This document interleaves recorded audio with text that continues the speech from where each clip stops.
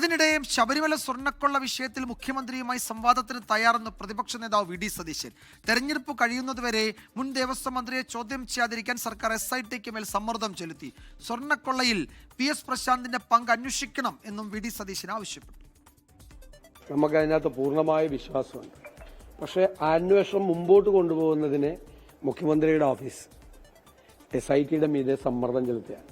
കാരണം മുൻ ദേവസ്വം മന്ത്രിയെ ചോദ്യം ചെയ്യാനും തുടർ നടപടികൾ സ്വീകരിക്കാനും ഈ തെരഞ്ഞെടുപ്പ് വരെ അത് മാറ്റിവെക്കണമെന്നുള്ള സമ്മർദ്ദം SITയുടെ മീതെയുണ്ട്.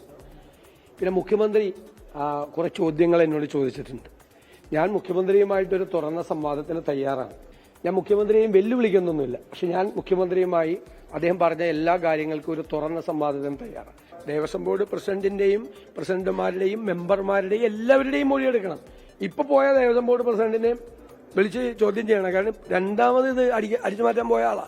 ലോകത്തെവിടെയായാലും ഏത് സമയത്തും 24 വാർത്തകളും ഓഗ്മെന്റഡ് റിയാലിറ്റി പാക്കേജുകളും എക്സ്പ്ലെയിനറുകളും വിശദമായി കാണാൻ ഞങ്ങളുടെ YouTube ചാനൽ നിങ്ങൾക്ക് സബ്സ്ക്രൈബ് ചെയ്യാം.